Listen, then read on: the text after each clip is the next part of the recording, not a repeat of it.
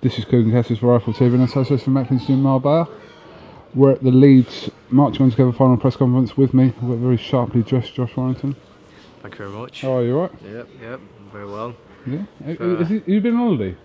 No. Why have you got a tan? Been on Electric Beach, hasn't he? Sunbeds? Spray tan. Under a bit of pressure there. Yeah, no, no. No, he's alright. I was just looking at the dotted time, and Missy said Did it they go were well? back in fashion. I didn't realise. Really, do you look nice with that? Thank you. Did they wear these when you was a young boy?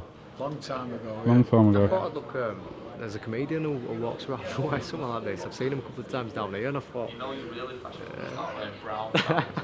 You know, when I first seen that, it reminded me of the old bus seats, you know, the bus seats. Oh, sorry, Steve. The suit's really smart. I love the suit. It's like he's been in Northcliffe, went back to school or something. Here we go. Do you want to step back? Do you want to step back a bit and we can... Yeah, there we go. There we go. How are you? Alright? Yeah, I'm good, thank you. Good, thank Good you. to head with BRUNKER there. Yeah. BRUNKER comes over again and he's confident as he's going to be. Obviously, I think he's fought once since he fought Selby. Yeah. Had a win back in February, I think.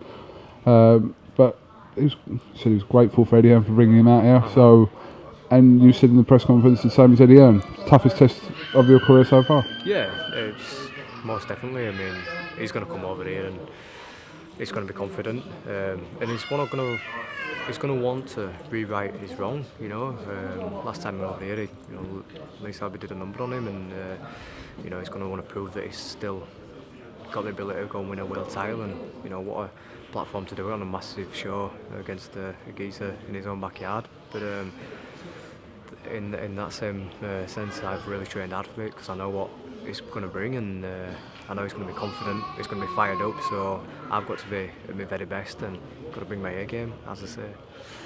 I know he was obviously talking about the potential atmosphere come Saturday night, but I don't think he is ever going to be quite prepared for the reception that obviously will await him come Saturday night. I don't think you can. How can you prepare for that?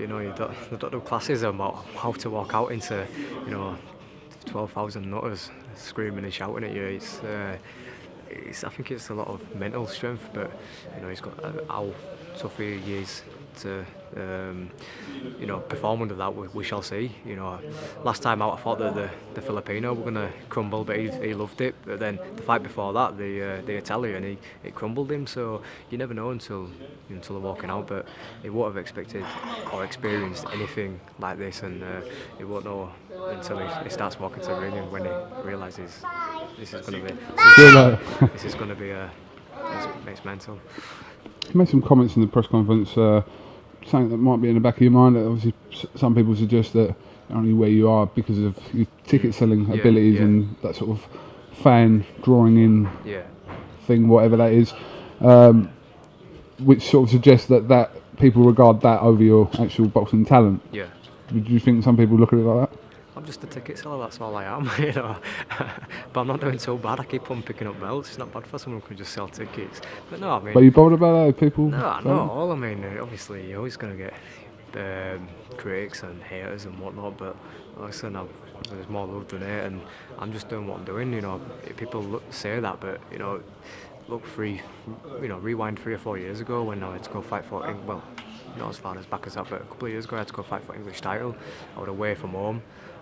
Come back home and defend it a couple of times, but then my Commonwealth title shot against Samir, again, away from home, people kind of forget about this, and they just see me like, headlining this big league show and the nutty atmosphere, and they think I've always been like that, but it's not been like that. It's been 5 years of progressing and fighting on last minute on shows all over the country, and all of a sudden I've worked hard, I've picked up these titles away, and now I can rightfully defend them at home, and I haven't done that by just being a ticket seller. I've had to pull out some good performances, and I don't think it gets noted for enough. But that's that. And this time after Saturday, I think we'll have a few people saying, "Hold on a minute, he isn't just a ticket seller," because I do believe that I'm going to win the fight, and I'm going to do it in convincing style.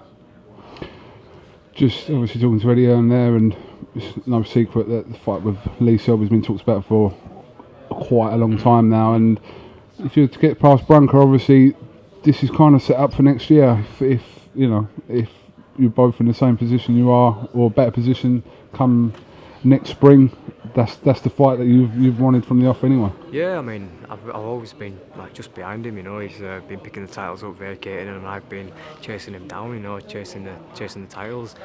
I can only fight who's been put in front of me. And you know, he went on to win that world title, and since that, everyone's saying, "Oh, his level's above you," but you know, this time last year it were going to be a good fight. So I know that if I put a performance on Saturday, it can close that gap again, and people will start talking about it. It's like a genuine fight. But like I say, I've got to be 100% on Saturday. Can't be just scraping over the line. I've got to do it in a convincing way, and you know, it keeps getting mentioned, and everybody wants to talk about the big Selby Warrington fight, but of course I'm going to say I'm a fighter. You know, which other fighter would want to fight at the football club supported since a young boy, in the biggest fight of their life. You know, it'd be something else. It'd be stuff dreams are made of. So Hearn said it does 30,000 here. Do you believe that? Hearn said it does 30,000 here. Yeah, I think they'd be doing more. I think there'd be neutrals coming out. I think people all over Leeds would get captured by it. I know I see people who are saying I'm not coming on Saturday, but I'll be at Ellen Road once. So they're already talking about it now. So you know. Tell them people not to bother coming. Well, this is it. I said that, but come along for the ride. Yeah, I says that you're just jumping on bandwagon. What can you do? What can you do? But yeah, it's one of them things, isn't it? You know, this is what. You know, you've got to have aspirations, you've got to aim for something, and you know, some fighters want to fight in Las Vegas and on the big MGM grand shows, but I want to fight here. I want to fight for a big world title, and if it's against Lisa Selby or not, I want to make sure I get a world title fight here. And no, I've won everything I've needed to win up until now, so the next belt in progression is a world title, you know, and like I say, I've got to have aspirations and goals and drives, and that's me. All right, Josh. Listen, and I'm the last person. A bit serious, that one, a bit serious. That's all right. That's all right. Just a bit deep and a bit serious. But it's time for jokes and it's time to be serious. Yeah, I think so, Kogan. We'll have a little giggle. Don't worry about it, Josh. It'll be all right. Well, give me a cuddle after. Give it a brunker on Saturday, and then you know. Yeah. All right, Josh. Listen, thanks for talking to iFall TV, and we'll speak to you tomorrow at the Wayne. Thank you. All right. Thank you very much.